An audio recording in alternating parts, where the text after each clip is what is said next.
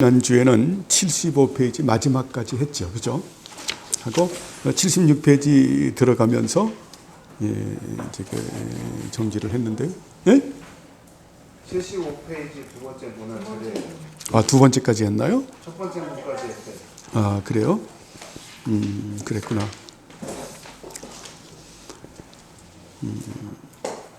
예, 75페이지 맨 위에 거부터 다시 한번 복습하는 의미에서 하겠습니다. 하지만 그들이 그것을 먹는 시에는 그들이 정령 죽게 될 것이라는 말씀을 하셨었다. 여러분이 그 다음에 답을 한번 읽어보죠. 그들은 영원에 죽었는데 그것은 육체의 죽음보다 더 괴로운 것으로서 하나님과 분리된 것이다. 그것에 의해서 그들은 이미 죽음과 지옥에 들어간 것이고, 만약 주님이 그들을 복된 자손으로 여겨주시지 않는다면 영원히 지옥에서 마귀와 그의 천사와 함께 영원히 멸망할 때까지 그들은 나아가게 될 것이었다. 아멘. 결국 아담과 하와가 죄를 짐으로 말미암아 하나님과의 관계가 끊어진 그것이 우리가 영적인 죽음이죠. 영적인 죽음. 그대로 둔다고 하면 이것은 어때요? 죽음과 지옥, 사망과 그런 음부로 들어간다라고 하는 그런 내용의 말씀이죠. 그래서 주님이 그들을 복된 자손으로 여겨주시지 않으면 이게 재창조고 이게 새 창조를 말하는 거죠. 오늘 그 말씀의 설교로 말한다고 하면 이게 성령 세례를 말하는 거죠. 성령 세례가 없다고 하면 새 창조와 재창조가 없다고 하면 그러면 어때요? 영육이 지옥에서 마귀와 그의 천사와 함께 영원히 멸망할 때까지 그들은 나아가게 될 것이다 라고 하는 그런 내용의 말씀입니다. 자, 여기서 우리가 하나 알아야 되는 거는 어때요? 우리가 정말 하나님의 자녀가 되면 하나님께서는 우리에게 은혜와 사랑을 베푸시죠. 그렇죠? 그 부분을 우리는 성경에서 토브라는 단어를 쓰기도 하고 또 헤세드라고 하는 그 단어를 쓰죠. 하나님은 그래서 하나님의 나라의 백성들을 은혜로 다스리기 때문에 그 하나님 나라의 백성들을 은혜의 왕국의 백성이라고 말을 하거든요. 자, 그런데 영적으로 죽음을 받은 사람들, 새 창조와 재창조의 은총을 받지 않는 사람들, 오늘 우리가 성령론에서 말씀하면 성령 세례를 받지 않는 사람들은 누구의 다스림을 받으면서 살아가나요? 사탄의 다스림을 받아서 살아가는. 여러분, 사탄의 역사는 사탄은 아주 독특한 성격을 가지고 있죠. 사탄은 어때요? 굉장히 파괴적이죠. 그죠? 사탄이 갖고 있는 그 본성이라고 하는 것은 굉장히 파괴적이거든요. 아주 한마디로 말하면 정말 파괴적이죠. 그래서 사탄은 자기가 다스리고 있는 자들에게 결코 뭘 안 베풀어요? 은혜를 안 베풀어요. 자, 하나님은 어떻습니까? 의의 자충족성을 가지고 있는데 사탄은 악의 자충족성을 가지고 있죠. 그래서 본성이 파괴예요. 파괴하고 멸망시키는 것이 사탄이 하는 일이죠. 그래서 사탄의 다스림을 받게 되면은 사탄이 갖고 있는 그 아주 본성인 파괴적 본성으로 인해서 사람이 파괴되고 망가지죠. 망가져서. 결국 그래서 사탄은 자기가 다스리는 사람들을 어때? 지옥으로 들어가게 하고 그리고 자신도 최후에는 어디로 들어갑니까? 지옥으로 들어가죠. 참 그런 부분들을 잘 모르죠, 사람들이. 그렇죠? 그래서 사람들이 어때요? 그 사탄에게 다스림을 받는 사람들은 서로 물고 뜯고 서로 죽이죠. 파괴적 본능을 가지고. 그 파괴적 본능을 가지고 서로 그런 짓을 한다라고 하는 겁니다. 참, 예? 이런 부분들을 사람들이 모르죠. 그래서 이 사탄의 다스림을 받으면 뭔가 거기서 하나 어떤 기득권을 전혀 그런 게 없어요. 기득권을 갖는다 그래도 결국은 멸망해요. 근데 하나님께서는 우리를 은혜로 다스린다라는 부분을 좀 우리가 생각하고 넘어가겠습니다. 자, 그러면 다음에 작은 열매를 먹은 것으로 인하여 사람이 그렇게 무섭게 징벌하는 것이 어떻게 하나님의 의 혹은 선하심과 일치할 수가 있는가? 이 말은 무슨 말이냐면 선악과 하나를 따먹음으로 인해서 하나님께서는 그렇게 징벌하는 것이, 무섭게 징벌하는 것이 어떻게 하나님의 의, 자, 하나님의 선하심이라고 말할 수가 있겠는가라고 하는 겁니다. 그와 일치될 수 있겠는가? 답변해 보시죠. 아주 잘 잃지 않으라. 왜냐하면 죄는 무시무시하고 복합적인 것이기 때문이다. 복합적이라는 것은 첫째로 하나님의 말씀을 의심하는 것이다. 둘째로 하나님과의 조화가 그들의 말을 신뢰하는 것이다. 셋째로 하나님께서 그들의 선한 상태를 질투하셨다고 하나님을 인정하는 것이다. 넷째로 하나님의 지식과 동일한 상태가 되고 하나님은 문제도 없는 자만 되어야. 무엇보다도 마지막으로 그렇게 후하고 다양한 열매가 가득해서 단지 하나의 열매가 금지하신 것만큼 그가 어긴 계명은 아주 지키기 쉬운 것이었다는 것입니다. 네, 그렇죠. 여기 보면 네 가지로 말씀을 했는데 아주 죄는 무시무시하고 복합적인 것이다. 복합적이라는 것은 첫째로 하나님의 말씀을 의심한 것이다. 여러분, 하나님의 말씀이라고 하는 것은 단순한 말씀이 아니죠. 그죠? 하나님의 말씀이라고 하는 것은 어때요? 하나님의 속성의 발현이죠. 하나님의 인격의 발현인 거예요. 이 하나님의 말씀을 의심했다라고 하는 것은 어때요? 하나님의 인격, 하나님 자체를 갖다가 의심한 거죠. 우리가 말씀하면 늘 무엇을 생각해야 되냐면 말씀이 오류가 없는 이유는 하나님의 속성의 발현이기 때문에 우리가 하나님의 속성하면 여러 가지로 공부를 했죠. 하나님은 어때요? 단일하신 분이시고 무한하신 분이시고 영원하시고 불변하시죠. 초월하시고 절대적이고 완전하시고 무호하신 분이시죠. 또 편지하시고 전지하시고 전능하시고 자충족하시고 불가이하시고 또 선하시고 의로우시고 거룩하고 성결하시고 은혜와 사랑과 자비와 긍휼을 가지고 계신 분이시죠. 이 모든 속성을 부분적으로 가진 것이 아니라 토탈로 하나로 전부 가지고 있기 때문에 하나님을 우리가 단일하신 분이시라. 그 단일하신 모든 속성을 하나로 가지고 계시기 때문에 그 부분을 가지고 우리는 어때요? 이 피조물과의 전혀 어때요? 구별이 되는, 그래서 거룩하신 분이라고 말씀하는 거죠. 하나님의 말씀을 의심한다라고 하는 것은 하나님의 속성을 의심하는 것이요, 하나님의 인격을 의심하는 거기 때문에 누구를 의심하는 겁니까? 하나님을 의심하는 거죠. 여러분, 가장 큰 죄는 하나님을 의심하는 거예요. 하나님은. 자, 그리고 둘째로 하나님의 적과 그들의 말을 신뢰한 것이다. 하나님의 적이 누굽니까? 사탄과 그의 세력을, 말을 갖다가 신뢰한 거죠. 세 번째는 어때요? 하나님께서 그들의 선한 상태를 질투하셨다고 하나님을 비난한 것이다. 야, 네가 이것을 먹게 되면 어때요? 응? 하나님, 자, 정말 그들의 선한 상태를 질투하셨다고 하나님을 비난하는 것인데 이게 넷째하고 같이 좀 연결이 돼요. 하나님의 지식과 동등한 상태가 되려고 열망한 견딜 수 없는 자만과 야망이다.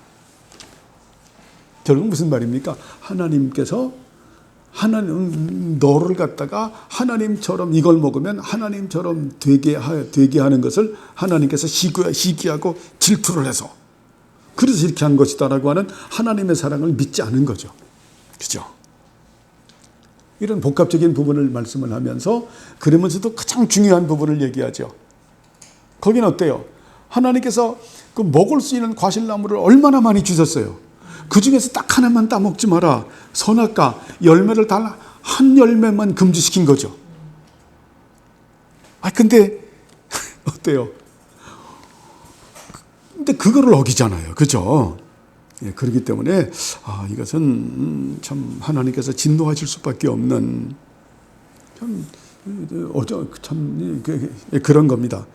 그래서 그 당시에 하나님께서 선한 자유의지를 주셨음에도 불구하고, 선한 자유의지라고 하는 것은 선과 악을 스스로 결정할 수 있는 의지를 주셨음에도 불구하고 그 선물을 갖다가 던져버리고 악을 선택했다라고 하는, 이것으로 인해서 하나님하고 관계가 끊어지는 그런 비참한 지경이 된 거죠. 자, 그 밖에 깨달을 수 있는 것은 무엇인가? 읽어보시죠.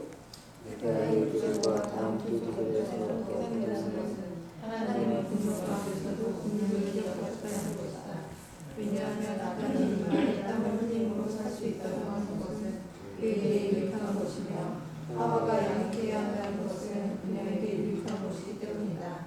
그리고 지속적인 환란 가운데 있지 않다는 것은 그들에게 유익한 것인데 인생의 가족으로 적당하고 어울리는 그룹을 만들기는 자비를 그들에게 주시고 지혜를 가르쳐 주셨다. 아멘. 결국 어때요? 하나님은 분노 가운데서도 무엇을 기억하셨다?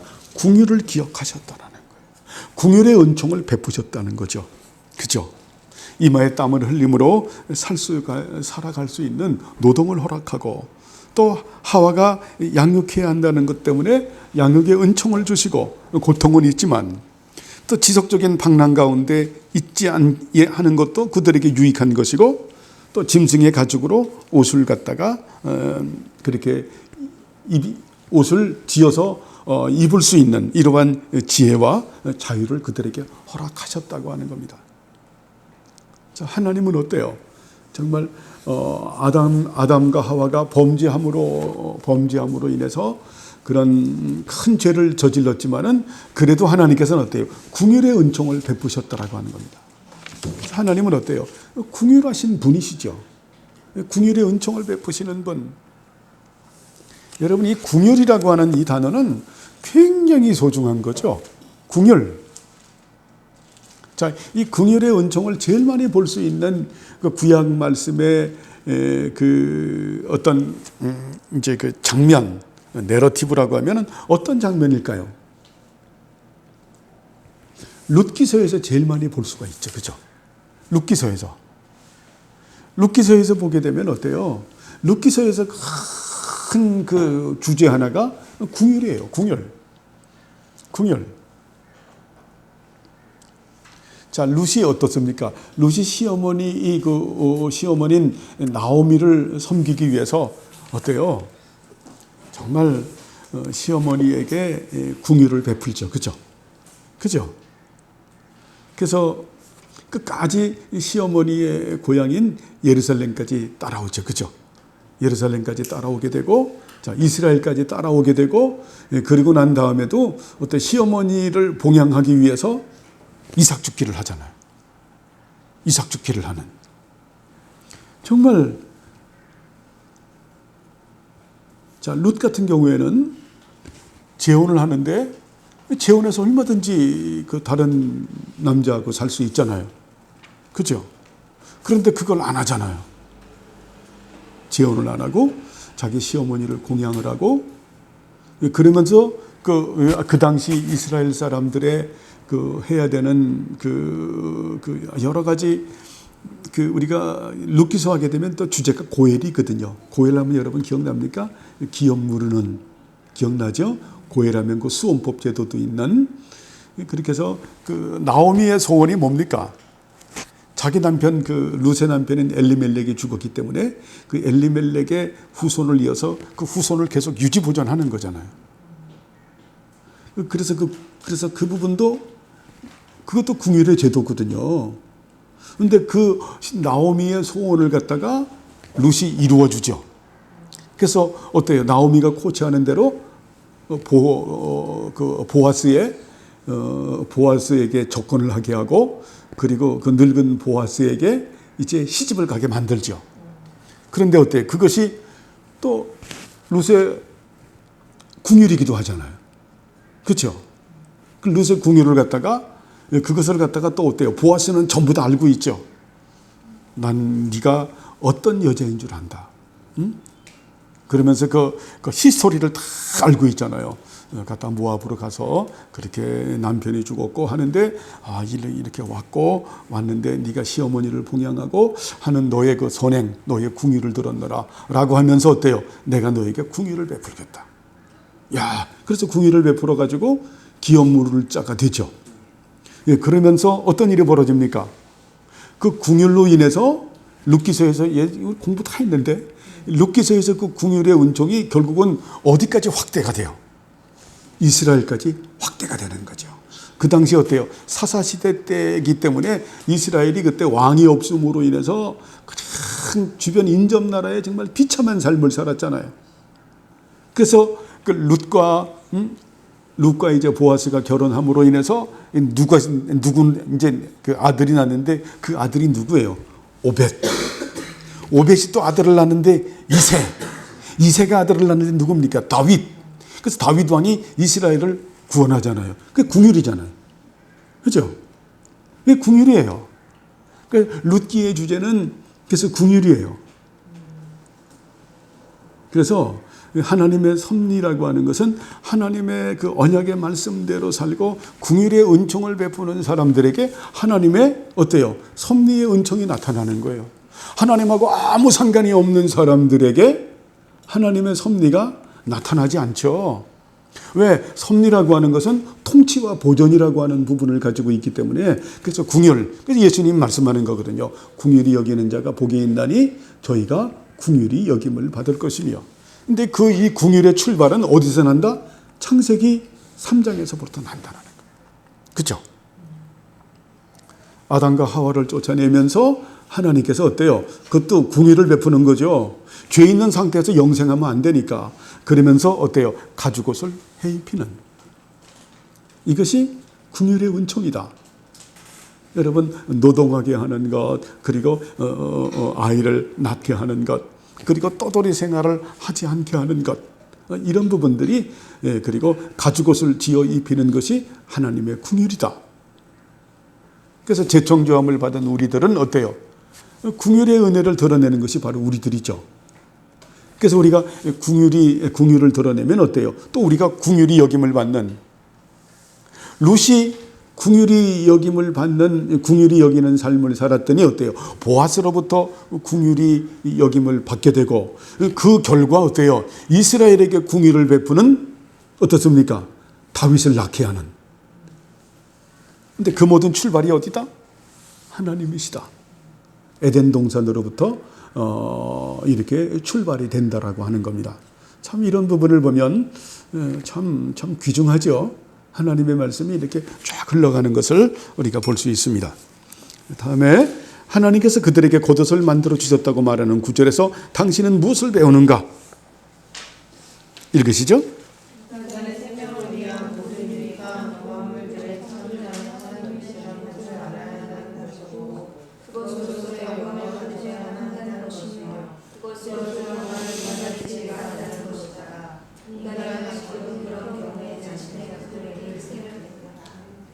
예, 여기 맨 마지막에 인간의 방식은 그런 경우에 자신의 그물에게 희생을 드린다. 이게 무슨 말이냐면 자신의 지혜에게 스스로 영광을 돌린다라는 거예요. 이걸 이렇게 표현을 하는데, 여기서 겉옷을 만들어 주셨다라고 하는 구절에서 당신은 무엇을 배우는가? 자, 수치를 가리우는 거죠. 자, 짐승이 죽어야 되죠. 거기서 표상하는 게 짐승이 누굽니까? 그 재물을 말하는 거죠. 그죠? 그 예수 그리스도를 말씀하는 거거든요. 그래서 우리는 우리가 하나님에 대하여 공부를 할 때 하나님은 어떤 분입니까? 예수님을 우리에게 주신 분이시죠. 예수님만 주신 게 아니라 성령님도 우리에게 주셨죠. 하나님의 말씀도 우리에게 주시잖아요. 하나님 나라도 우리에게 유업으로 주시고, 예수 그리스도의 몸된 교회도 우리의 유업으로 주시고, 또 예수 그리스도 안에서 우리를 작정하고 예정해서 하나님의 기업이 되게 하시고, 그렇죠?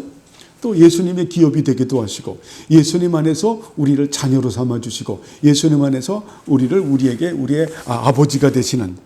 그래서 우리들은 어때요? 그런 하나님에게 무엇을 돌려야 한다? 여기도 두 번째 예언을 보면 영광을 받으셔야 한다는 것이며, 예?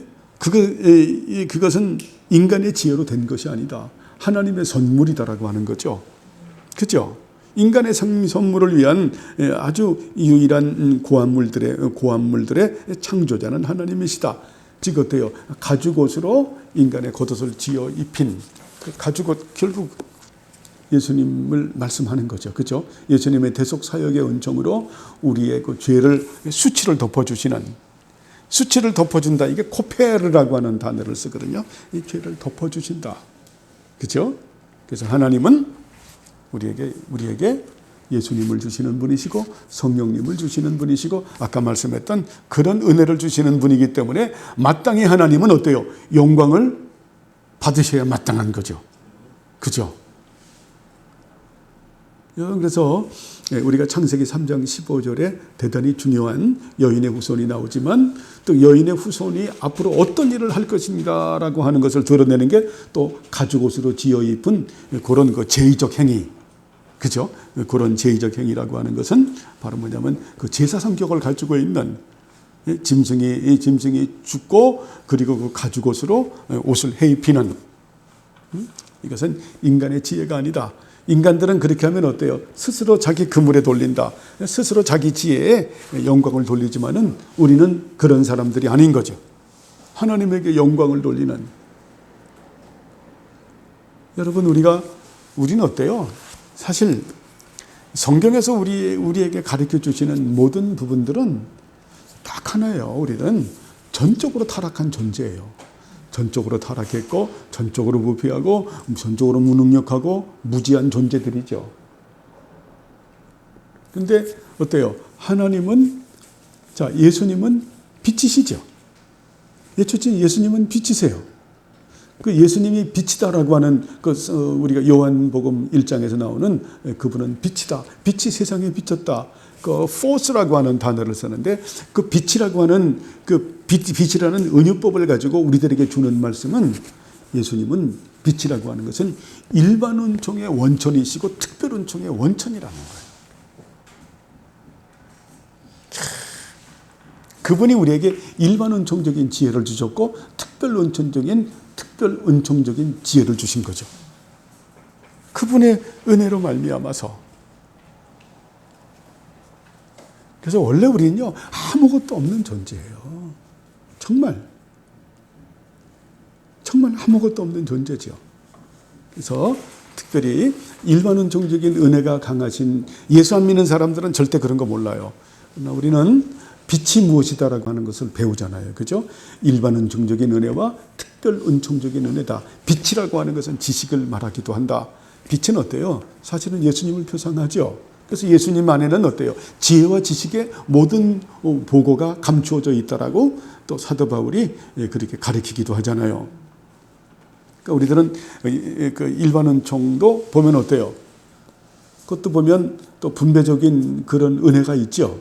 그렇기 때문에 우리가 어쨌든 일반 은총이 뭐 분배적인 은혜가 뛰어나든 적든 아무 상관이 없어요.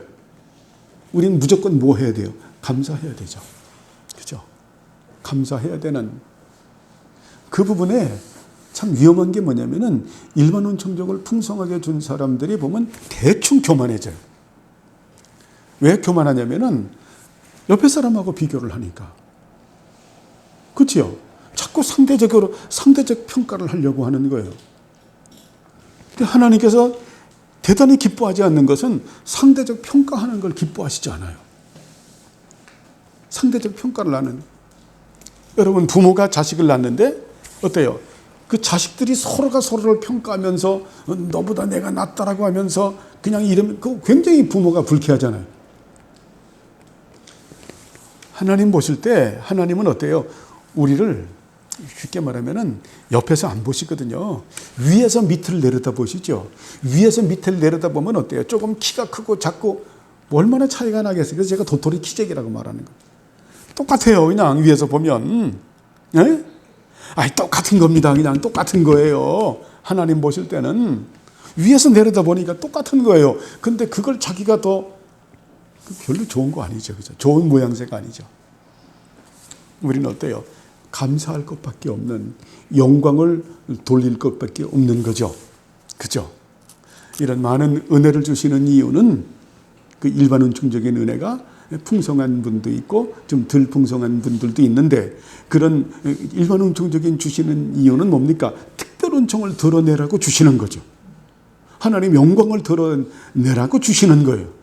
그걸 깨닫지 못하고 일반 은총적인 것을 자랑하고 이렇게 살다 보면 어때요? 그 인생이 굉장히 아주 그냥 쪼그라들죠. 여러분 쪼그라들잖아요. 저희가 어느 한 분을 좀 알고 있는 분이 있어요. 그분이 그렇게 열심히 일을 하시는 분이에요. 열심히 일을 그렇게 하셔서 그냥 굉장히 거구이신 분인데 일을 너무 해가지고 그냥 다리가 그 거구가 그냥 일을 막 하면서 얼마나 일을 열심히 그 다리가 힘이 없어졌냐면은 물건을 두고 그냥 앞으로 넘어져 버리는. 참 이해하잖아요. 네? 그래서 그분이 그렇게 그냥 열심히 정말 보면은 저렇게 일을 해도 되실까? 그분이 또 뭐 이제 종교적 직분은 얘기하기가 좀 그렇고 혹시 이 설교를 들으면 또 내 얘기 하나 그럴까 봐 제가 무서워서. 근데 그분이 그렇게 열심히 하다가 그렇게 해가지고 그것도 지역 얘기하면 안 되네. 그래가지고 건물을 진 거예요. 건물주가 된 거야. 건물주가 된 거예요. 건물주가 되기 전에는 그냥 막 어려우면 전화도 하고 막 그랬었는데 건물주가 돼서는 전화를 한 번도 안 하는 거예요. 그리고 그 주변에는 어려운 사람들이 많이 있는데 전혀 거기에 그러니까 건물주가 되고 이러다 보면 여러분 건물주가 아무나 되는 게 아니잖아요. 그러다 보면 어때요? 주변에 정말 그 도와야 되는 사람들이 많이 있는데 그 주변에 있는 사람들로부터 도움을 도움을 요청하지 못하게 해서 선포한 게 딱 있어. 내 모든 재산은 아내에게 아내 명의로 다 되어 있기 때문에 나한테 그 말은 뭐냐면 나한테 절대 돈 얘기를 하지 마라. 근데 그분 주위에는 어려운 분들이 많아요. 목사님들도 어려운 분들이 많고 정말 그분이 손을 펴야 되는데 피지 않고 그거를 꼭 움켜쥐고 사는 거예요. 일반 은총이죠. 어떤 부분에서. 여러분 그러면서 어때요? 사람이 폐쇄적이 되고 만나지도 않고 계속 그렇게 되는 외골수가 되는 계속 움켜쥐고만 살고 있는 여러분 그 일반 은총은 망가지는 거예요. 망가지는. 저는 우리 주명교회 성도님들이 그렇게 되지 않길 바랍니다. 앞으로 많은 그런 복을 주실 거예요. 그때 분명히 알고 있어야 돼요. 하나님 앞에 우리들은 내 자신을 드리고 내 소유권과 경제권을 다 드립니다. 여러분 이게 복 있는 거예요. 그 의미도 여러분 제가 말씀을 드렸죠. 이 말씀을 제대로 이해하지 못하니까 어때요? 교회 앞에 재산 팔아서 다 바치고 이런 이단적인 그런 무지몽매한 그런 행위가 아닌 거죠. 응? 너는 네 삶을 풍요롭게 살고 네 가정을 잘 꾸려나가고 네 후손들이 하나님의 나라의 백성으로 잘 양육을 하면서 또 어때요? 하나님의 나라를 받들어 섬기고 교회를 받들어 섬기고 그리고 어때? 연약한 자들을 잘 돌면서 나를 영화롭게 하라. 바로 그거죠. 그렇게 살겠다고 하는 게 그게 내 자신을 드리고 내 소유권과 경제권을 다 드리는 거예요. 이런 신학이 없다 보니까 이런 진리가 없다 보니까 참 이런 말을 하면은 이 지식이 없는 가운데서 받게 되니까 아멘이 안 나오고 또 그런 말도 못하고 그거 아닌 거죠. 그죠? 이미 우리는 어때요? 이미 하나님께서 복을 주시려고 작정하는데 우리는 이미 그릇을 준비하고 있는 거죠. 여러분 그릇 준비하고 있는 거잖아요. 이미 준비하고 있잖아요. 하나님은 준비되지 않는 자들은 절대 가지고 안 써요. 하나님의 특징 중에 하나예요. 어느 분이 그런 말을 해요. 마른 막대기도 하나님께서 가지고 쓰시지 않겠습니까? 맞아요. 그건 하나님의 주권을 강조하는 거예요. 문맥을 잘 봐야 돼요. 하나님의 주권. 왜? 그 마른 막대기가 교만할까 봐. 우린 마른 막대기에 불과한 거거든요. 근데 어때요? 하나님은 준비되지 않는 사람에게 은혜를 주시지 않는다. 준비되지 않는 사람을 가지고 쓰시지 않는다. 우리 준비된 사람들, 일반 은총의 복도 우리가 어때요? 이미 준비된 거죠. 그죠? 주께서 원하시는 대로 그렇게 살아가는. 그래서 주신 일반 은총으로 우리가 항상 감사함의 삶을 살아야 되겠죠.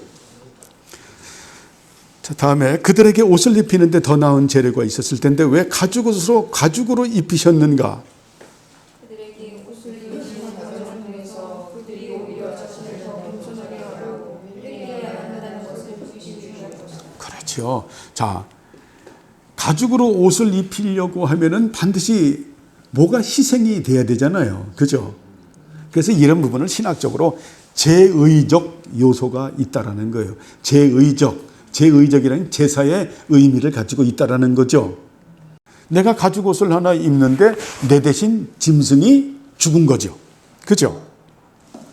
자, 내 대신 그 죽은 짐승은 결국 누구를 표상하는 겁니까? 예수님을 표상하는 거예요. 그래서 어때요?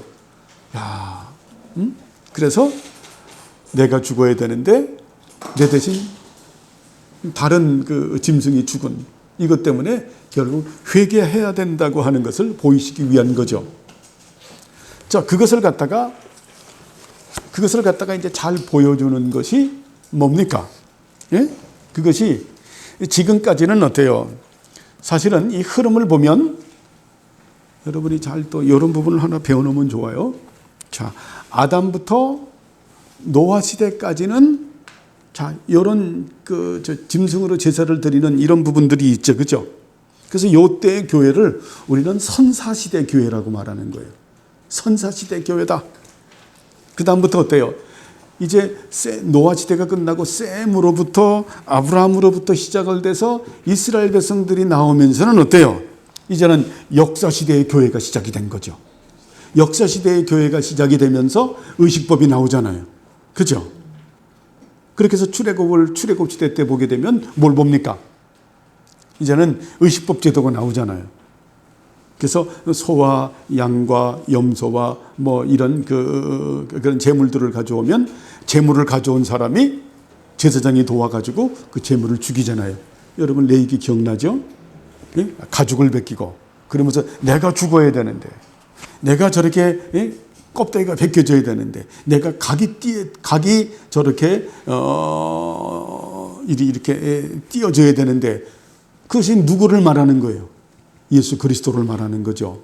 그래서 하늘 성소에서 예수님은 이미 내 대신 이런 십자가의 대속 사역을 담당하고 있다라고 하는 것을 보여주는 그 사역이죠.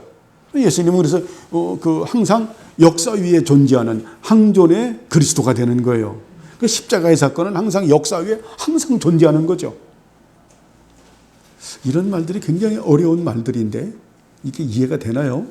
예전에도 많이 말씀을 드렸던 부분들인데 어쨌든 자, 이러한 요소를 가지고 노아 시대 때는 어때요? 선사 시대의 교회의 모습을 보였지만은 이제는 셈부터는 이제 의식법이 이렇게 오면서 회막이 쫙 이렇게 진행이 되면서 역사 시대의 교회의 모습으로 이제 전진하게 된다라는 것도 우리가 좀 부록으로 생각할 필요가 있습니다. 자, 당신이 여기에서 배우는 것은 무엇입니까?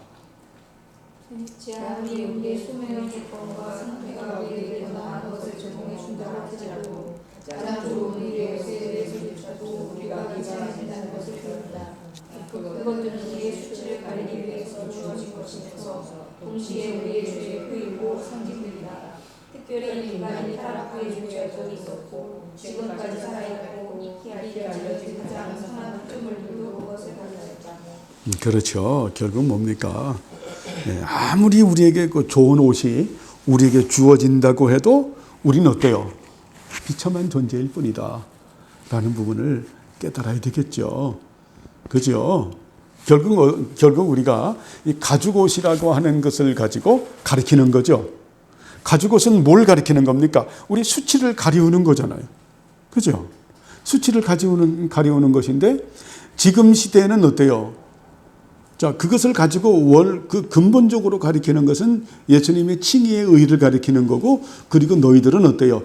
비참한 죄로 말미암아 죽을 수밖에 없는 비참한 존재라는 것을 가리키는 거죠. 그죠? 그래서 어때요? 우리가 아무리 좋은 명품 옷을 입었다고 할지라도 그 옷조차는 우리의 수치를 가리우는 거기 때문에 우리가 부끄러워할 줄 알아야 된다라는 겁니다. 맞는 거죠. 근데 그렇게 합니까? 명품 옷을 입었다고 해서 뭐 그냥 목에다가 힘을 주고 걸음걸이가 달라지고, 근데 사실은 원론적인 것은 어때요?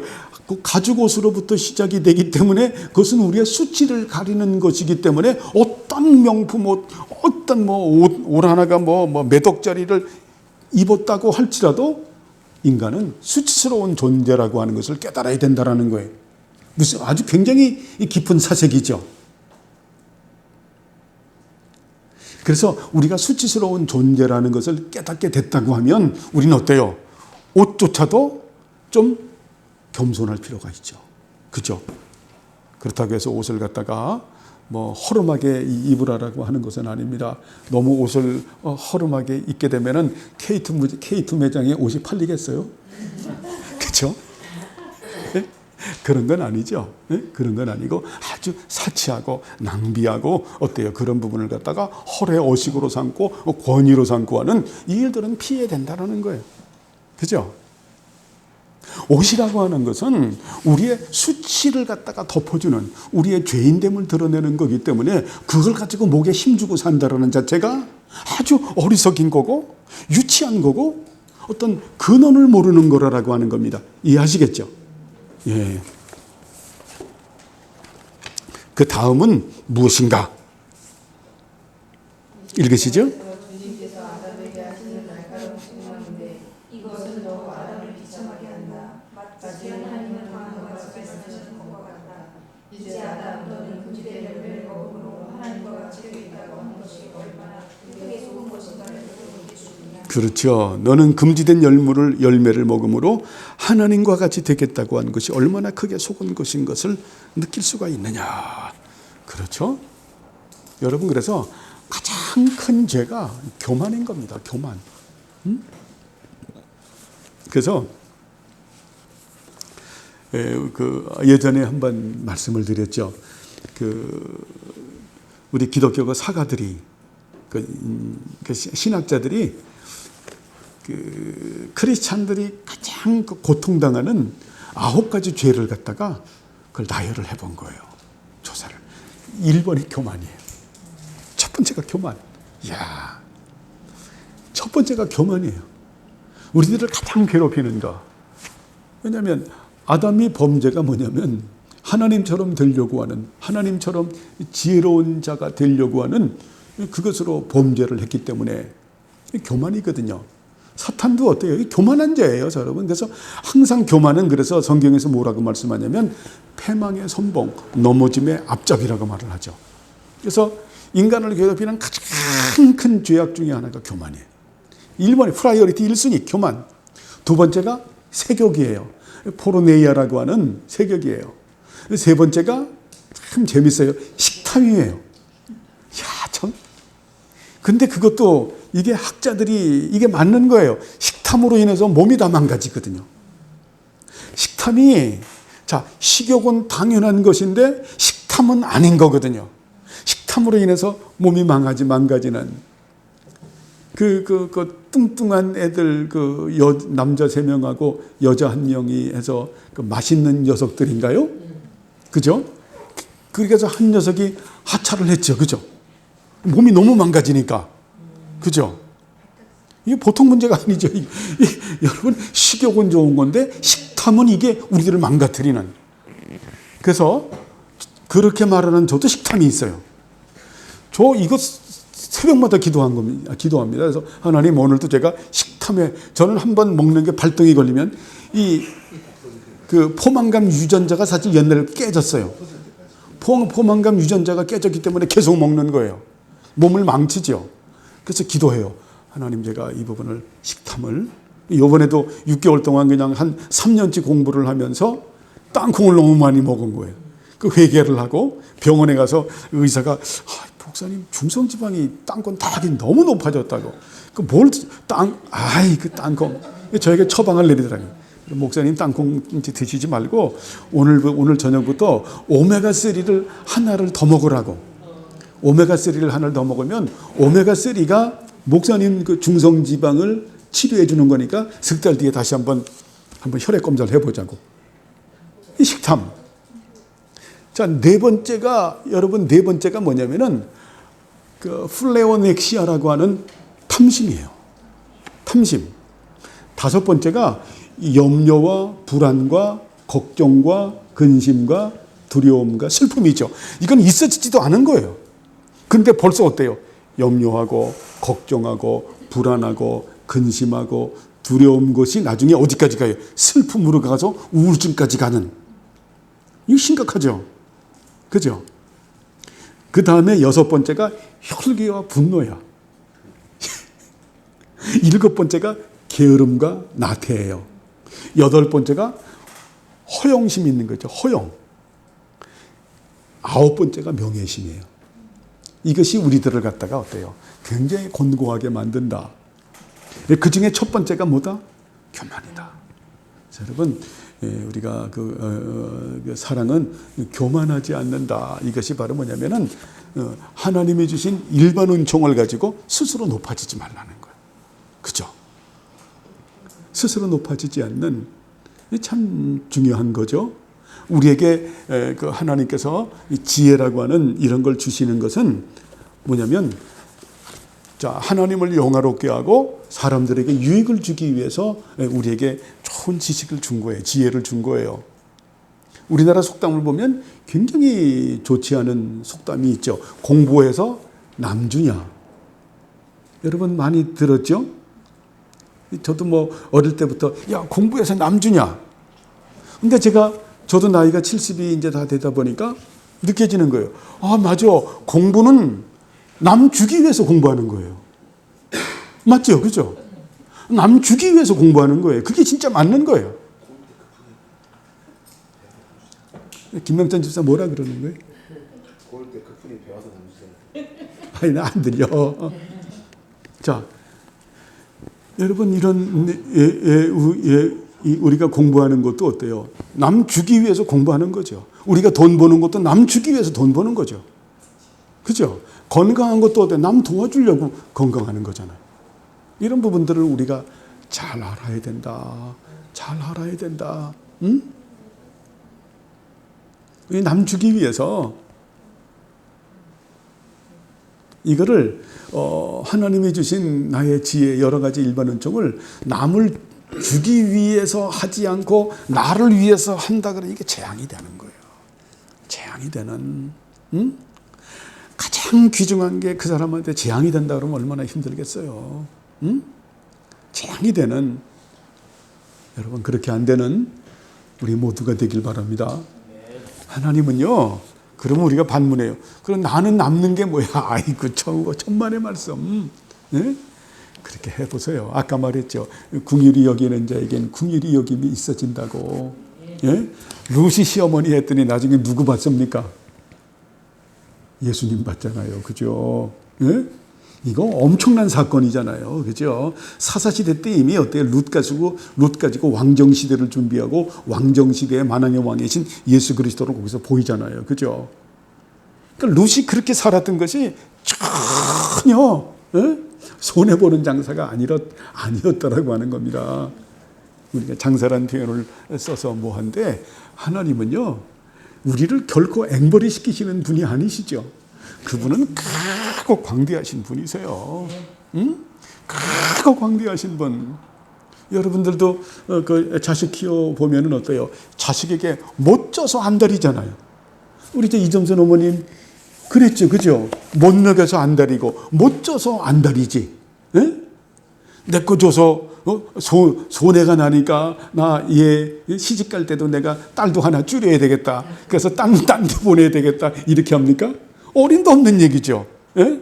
밥 먹을 때도 이거 밥값만이 나가니까 넌 여기서 둘이서 내가 시킬 테니까 여기서 반 그릇만 놓아 먹어. 그렇게 합니까? 아니죠. 그저 꽃배기 먹어. 우리 어머님 그때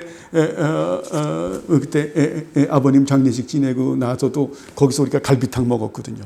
가는 사람들 그때 그냥 야 니들 가지 말고 반드시 먹고 가라. 저한테도 목사님도 반드시 갈비탕 여기서 먹고 가세요. 그 2조 갈비탕인가요? 15,000원짜리? 전 15,000원짜리 갈비탕 그렇게 맛있는 거 처음 먹어봤어요. 거기 어때요? 사람까지 다 보태지니까. 그렇죠? 하나님은요. 여러분 풍성하신 분이시죠. 풍성하신 분이시다. 우리에게 넉넉히 주시는 분이시다. 그렇게 해서 하나님 영광 받으시고 우리가 선한 일들을 하게 하시는 분이시기 때문에 그런 분이시죠. 그런 분이에요. 근데 사람들이 어때요? 이게 이런 그 진리의 말씀, 이런 신학, 이런 신앙이 없이 그저 그냥 움켜쥐고 살려 그러면은 이상한 사람이 돼요. 그러니까 기쁨이 없어요. 감사가 없어요. 늘 어때요? 어느 놈이 내 거 뺏어가지 않나. 늘 초조하고 불안하고 그러면서도 하나님께서 어때요? 결국은 걷어가시죠. 그죠? 걷어가시고 그리고 마지막 할 때 얼마나 후회 막심한 얼마나 수치스러운 삶인 것이 수치스러운 내가 삶을 살았는가 하는 것을 고백할 수밖에 없는 거죠. 자, 그래서 좀 나갔는데요. 어쨌든 아담이 참 하나님처럼 되려고 하는 이 교만으로 상당히 어때요? 비참함을 깨닫게 됐다라는 겁니다. 자, 다음에 이 사실에서 배우는 것은 무엇인가? 오늘은 마지막까지 가겠습니다.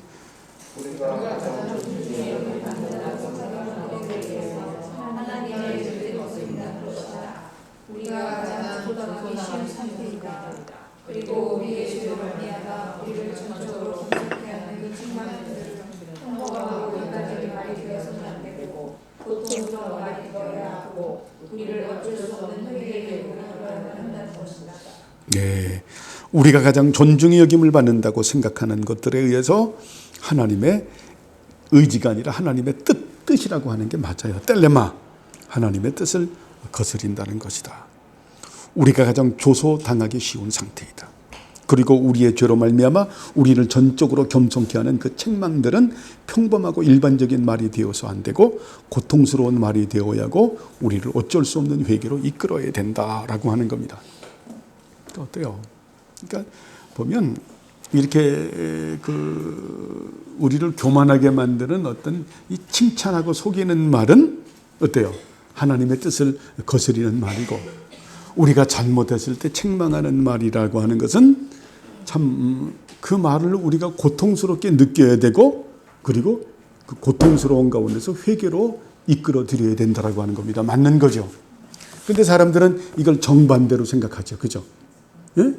칭찬하는 사람한테 아부하는 사람한테는 딱 달라붙고 있고 그 죄를 지적하는 사람들은 굉장히 싫어하는, 그래서는 안 된다라고 하는 겁니다.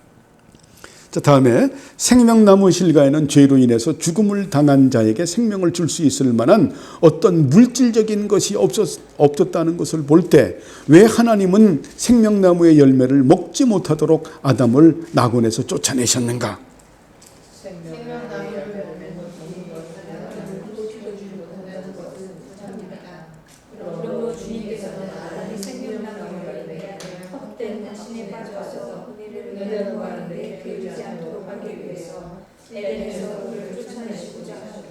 굉장히 중요한 내용을 말씀하고 있어요.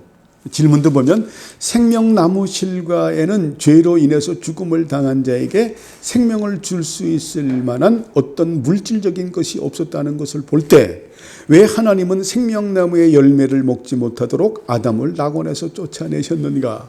이미 어때요? 죄로 말미암아서 영적인 죽임을 받은 사람들, 하나님하고의 관계가 끊어진 사람들이 생명나무를 먹었을 때 그들에게 유익이 있나요? 아무런 유익이 없죠. 예? 어떤 물질적인 것이 없었다는 것을 볼 때 왜 하나님은 생명나무의 열매를 먹지 못하도록 아담을 낙원에서 쫓아내셨는가? 자, 낙원에서 쫓아낸 것은 뭡니까? 생명나무의 열매를 먹지 못하기 위해서 쫓아낸 거죠. 그죠? 예? 자, 이 생명나무는 무엇을 상징하는 겁니까? 영생을 상징하는 거죠. 자, 뭘 가리키는 겁니까? 죄 있는 상태에서는 영생을 상징하는 생명나무를 먹어서는 안 되는 거죠. 먹을 수도 없는 거죠. 그죠? 자, 우리가 영생은 우리가 오늘 우리 말씀 봤지만은 어떻게 우리가 획득을 하나요? 성령 세례를 받음으로 인해서 성령 세례를 받는다라고 하는 것은 뭡니까? 중생되는 것이고 그리고 죄사함을 받는 것이고 영생이라고 하는 은총을 받는 것이죠. 이것이 연결되어 있는 거죠. 영생의 은총 이런 것이 연결되어 있는 거죠. 그러므로 죄 있는 상태에서는 영생을 상징하는 생명나무를 먹을 수 없기 때문에 아담에게는 어때요? 회복이 안 되는 거예요. 자, 그러므로 주님께서는 아담이 생명나무의 열매에 대한 헛된 확신에 빠져서 은혜를 구하는데 게으르지 않도록 하기 위해서, 이게 중요한 말이에요. 자, 아담의 생명나무 열매에 대한 헛된 확신이 뭘까요? 내가 지금 영적인 그런 죽음을 당했지만 어때요? 구약식으로 교리적으로 말한다고 하면은 내가 생명나무를 따먹겠다라고 하는 것은 결국 뭐예요? 내가 다시 율법을 지킴으로 말미암아 내가 구원을 받겠다, 자기 의에 이르겠다라고 하는 이것이 헛된 확신이에요. 이해가 가나요? 이해가 잘 안 가시는 모양이네. 자, 저를 보세요. 생명나무는 무엇을 상징한다고 그랬죠? 영생을 상징하는 거죠. 이 영생은 누구를 믿어야 돼요? 예수 그리스도를 믿어야 되는 거죠. 그러니까 아담은 어때요? 가죽옷이라고 하는 것을 가지고 자기의 수치스러움을 깨닫고 예수 그리스도를 믿음으로 말미암아서 의로워지는 사람이 되어야 되죠. 그래서 생명과실이라고 하는 것은 그 영생을 상징하기 때문에, 그래서 그는 어때요? 이제 쫓겨남을 받는 가운데서 그 은혜 가운데서 영생에 이르르는 그런 구원에 이르러야 되겠죠. 자, 그런데 거기서 쫓겨남을 받지 않게 되면은 죄 있는 상태에서 그가 어때요? 영생에 이르도록 무엇을 따먹으려고 그래요? 생명나무. 생명나무를 따먹으려고 하는 것은 예수 그리스도를 믿음으로 말미암아 의로워지려고 하는 것이 아니라 자기의 의로운 행위로 스스로 영생에 이르려고 하는, 무슨 말인지 알겠어요? 이것 때문에 하나님께서 쫓아내신다라는 거예요. 이것이 토마스 카트라이트 선생님은 주님께서는 아담이 생명나무에 대한 헛된 확신에 빠져서, 자, 은혜를 구하는데 게으르지 않도록 하기 위해서, 은혜를 구한다라는 게 뭡니까? 여인의 후손인 예수 그리스도의 대속사역의 은총을 받는 것을 말하는 거죠. 여기에 게으르지 않도록 하기 위해서 에덴에서 그를 어때요? 쫓아내시고자 하셨다. 에덴에서 쫓아낸 것은 결국 어때요? 인간은 행함으로 말미암아 의로워질 수 없다라는 것을 보여주기 위해서 하나님께서 어때요? 에덴 동산에서 추방해 버렸다라는 거예요. 구속사로 볼 때. 그것이 어때요? 성경에서 이제 전체 흐르고 있는 그런 내용이기도 한 거죠. 그죠? 그렇죠? 그래서 하나님 쫓아내신 거예요. 그래서 인간은 그래서 어떤 자신의 행위로 말미암아, 종교 행위로 인해서 의로워질 수가 없는 거예요. 거기서 아담이 스스로 내가 이렇게 죄를 지었으니까 내가 회개하고 그리고 애쓰고 힘쓰고 노력을 해서 생명 과실을 따먹고 영생에 이르를 수 있다라고 하는 헛된 확신을 하나님께서 꺾어 버리시는 거예요. 절대 그렇게 되는 것이 아니다. 이것은 내 은혜로 말미암아 되어진다. 은혜로 말미암아. 그것 때문에 어때요? 은혜로 말미암아 되어진다라는 것을 깨닫게 하기 위해서 쫓아냈다라는 거예요. 그렇게 해서 생긴 것이 어때요? 그렇게 해서 생겨진 것이 선사시대 교회라는 거예요. 이해하시겠어요? 그 선사시대 교회가 어디까지 지속된다? 노아까지 지속이 되는 거예요. 그러니까 노아의 홍수 끝나고 난 다음에 이제 셈과 함과 야벳이 있으면서 셈의 후손인 아브라함부터 해서 이제 어때요? 쭉 해서 이제 진정한 그 구약의 교회들이, 이 역사시대의 교회가 출발이 된다라는 거예요. 그죠? 그 역사시대 교회를 가지고 보여주는 것이 뭡니까? 행함으로 말미암아 의로워지는 것이 아니라 하나님을 믿으니 하나님께서 의롭게 여기셨다라고 하는 이것을 갖다가 그 율법이 있기 전에, 자, 그래서 어때요? 아브라함이 하나님을 믿으니 하나님께서 의로 여기셨더라라부터 나오는 거죠. 이 믿음으로 말미암아 의로워짐을 가리키기 위해서 어때요? 에덴 동산에서 쫓아냈다라는 거예요. 이렇게 하면 흐름하면 조금 흐름이 연결이 됩니까? 많이 생각도 해봐야 되겠죠? 예, 이거는 그래서 이 부분은 여러분 그 율법과 복음이라고 하는 부분과도 상당히 연결이 되어져 있다라고 하는 겁니다. 자, 그러면 다음에 무슨 이유로 천사들이 생명나무 실과를 빛나는 검으로 지키게 하셨는가?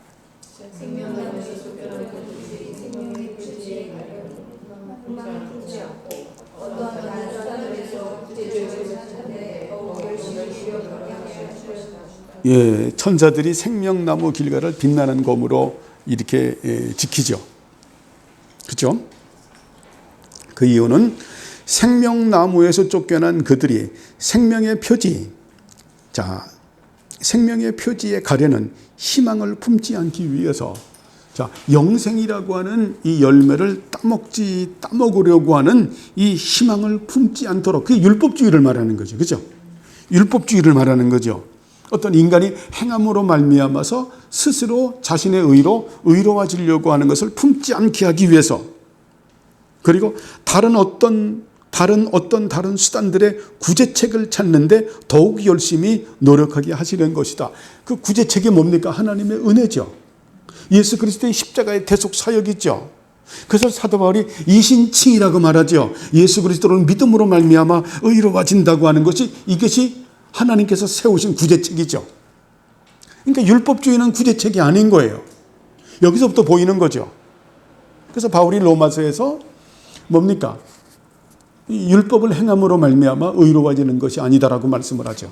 그렇죠? 이신칭의에 대한 예수 그리스도를 믿음으로 말미암아 너희들이 의로워지는 것이다라고 하는 것을 갖다가 이렇게 잘 보여주고 있다라는 겁니다. 참 보면 아담과 하와가 에덴 동산에서 그렇게 선악과를 따먹고 영적인 그런 그 죽음, 하나님과의 관계가 끊어진 것은 인간의 의로운 행위로 되어지는 것이 아니라 가죽옷 예수 그리스도로 말미암아 되어지는 것이다. 이것을 가르치기 위해서 아담을 거기서 쫓아낸 것이라는 거예요. 인간이 자기의 애씀과 그 노력으로 인해서 어떤 율법의 의의를 가지고 어때요? 의에 도달할 수 없다라는 것을 깨닫게 하기 위해서 하나님께서 어때요? 내쫓으셨다라고 하는 거죠. 내쫓고 어때요? 그 생명나무를 갖다가 천사로 지키시는 이유도 결국 어때요? 결국 인간의 의로움으로 인하여 영생에 이르를 수 없고 너희들이 다른 구제책을 찾아야 된다. 그것이 이신칭의의 구제책을 말하는 거죠. 그렇게 해서 어때요? 그것 때문에 결국 선사시대의 교회를 만들고 그리고 역사시대의 교회가 이제 시작이 되면서 그러면서 어때요? 역사시대의 그 족장들의 교회로부터 해가지고 이제 그 광야시대 때 교회가 되고 광야시대 때 회막이 되고 그리고 성전이 되고 지금 어때요? 신약시대 교회가 된 이런 흐름이 있는 거죠. 자, 마지막 여기서 당신이 배우는 것은 무엇인가?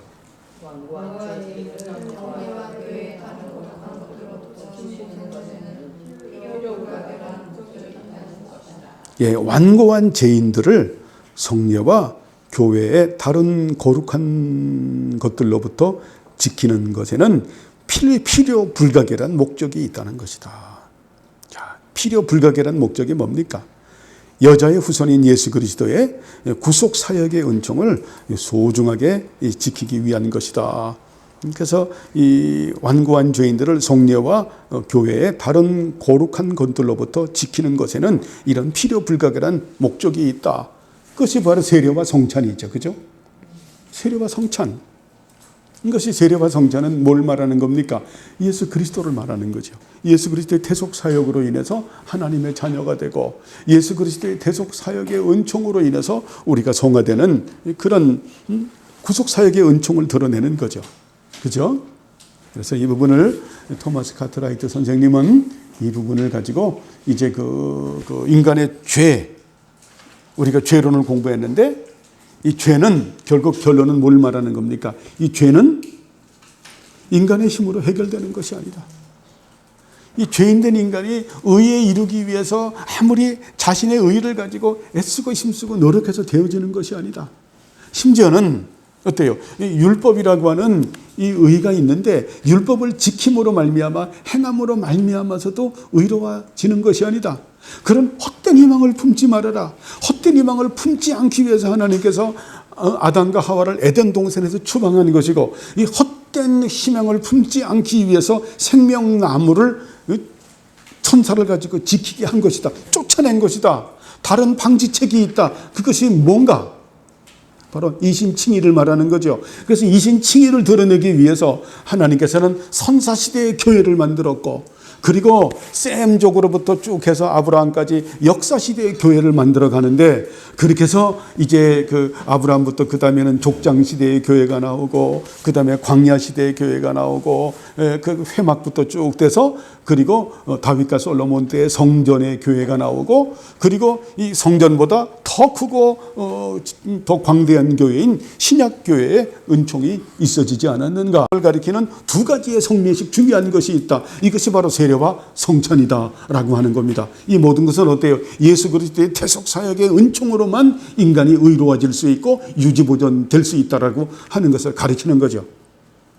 그럼 이해가 될까요? 지금 이런 거를 아주 그냥 큰 틀에서 토마스 카트라이트 선생님은 또 참 신선하죠. 그죠?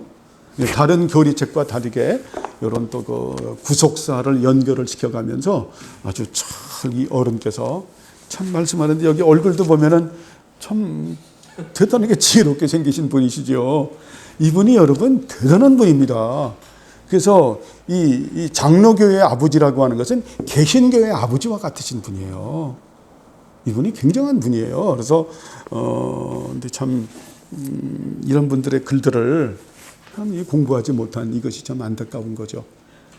여기까지 끝나는데 죄론을 갖다가 참 길게 했는데, 오늘 말씀드린 여기 질문할 것 좀 있나요? 좀 이해가 안 된다거나? 좀, 예. 아담과 하와가 선악과를 먹기 전에는 생명나무의 실과를 따먹을 수 있었나 보죠? 아니, 그거는 이제 우리가 어떻게 봐야 되냐면은 생명의 실과가 있는데, 생명실과가 있는데 그 다른 나무는 다 따먹어도 좋지만은 어때, 선악과는 따먹지 말라라고 한 거죠. 그죠? 그런데 그 생명과실 같은 경우에도 그 부분은 성경이 우리에게 뭐라고 말씀하지 않죠. 그죠? 선악과를 먹지 말라고 했으니까. 그렇죠. 선악과를 먹지 말라고. 생명나무도 먹을 수가 있었겠죠. 그죠? 만약에 그 죄 없는 상태에서 먹었다고 하면은 그가 영화로움에 이를 수가 있었겠죠. 그런데 어때요? 지금 토마스 카트라이트 선생님은 그 말을 하잖아요. 이미 범죄한 그가 생명나무를 먹는다고 해도 물리적인 효과를 발휘하지 못한다. 물리적인 효과를 발휘하지 못한다라고 하는 것은 결국 어때요? 영생에 이르려는 그 은총은 이미 사라진 것이다 라고 말을 하는 거죠. 그죠? 예, 그렇기 때문에 하나님께서 그 헛된 희망을 품지 않도록 하기 위해서 그를 쫓아낸 것이다. 자신의 의로 다시 아까 이민정 선생님이 말하는 것처럼, 이제 내가 그러면 내가 비록 범죄했다고 할지라도 저 생명과를 따먹으면 내가 영생에 이르지 않겠는가.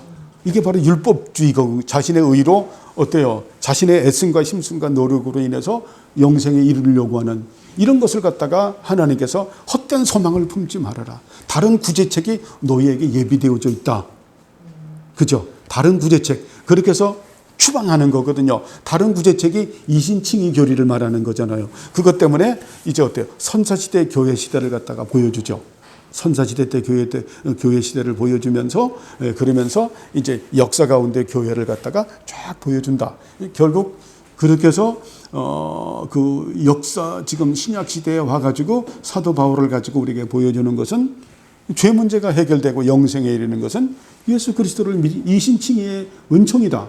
그리고 이신칭의의 은총을 드러내는 그 성례식은 딱 두 가지다. 세례와 성찬을 가지고 우리에게 구별되게 주시는 것이고, 이것이 우리를 보호하는 것이다라고 하는 겁니다. 근데 우리가 한 가지 또 특기할 만한 사실은, 하나님께서 그 선악과를, 영원한 그 생명을, 영생을 준 것은 뭐냐면 사실 이런 뜻이에요. 거기서 하나님 말씀에 이제 그 선악과를 따먹지 않는 상태에서 하나님의 말씀에 잘 순종함으로 인해서 하나님께서 원하는 위치에 도달하라는 거예요. 그 하나님의 원하는 위치에 도달하는 것은 영생의 은총이죠. 영화로운 그런 위치에 도달하는 거죠. 그것이 이제 생명과실을 먹는 거겠죠. 그죠? 굉장히 중요한 거거든요. 그렇게 해서 쫓겨남을 받았는데 이신칭의의 교리로 말미암아서 우리는 어때요? 이제 우리는 아담의 후손인 죄에 대해서 전혀 죽은 우리들이 됐잖아요. 그런 우리들이 가죽옷을 해 입혔던 그 여인의 우선인 예수 그리스도로 말미암아서 우리는 다시 새 창조가 된 거죠. 재창조가 된 거죠. 그죠? 처음 창조가 아니잖아요. 처음 창조는 누굽니까? 아담이죠. 그죠? 첫 창조의 사람이 아담이니까. 우리는 근데 이제요, 두 번째 아담이, 마지막 아담이 예수 그리스도죠. 예수 그리스도로 말미암아 우리는 어떻게 된 겁니까? 새 창조, 재창조를 받은 우리들이죠. 그렇게 하면서 재창조를 받은 우리들은 예수 그리스도로 인해서 영생의, 우린 생명나무 과실을 이미 먹은 사람이죠. 그죠? 그래서 에덴의 회복이란 단어를 성경신학자들이 쓰는데 별로 좋은 단어는 아니에요.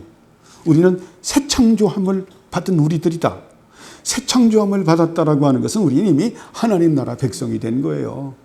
그래서 그 나라 속에서 사는 우리들은 어때요? 우리의 목표는 영화로움이죠. 그래서 구원의 소정이 마지막이 영화로움이에요.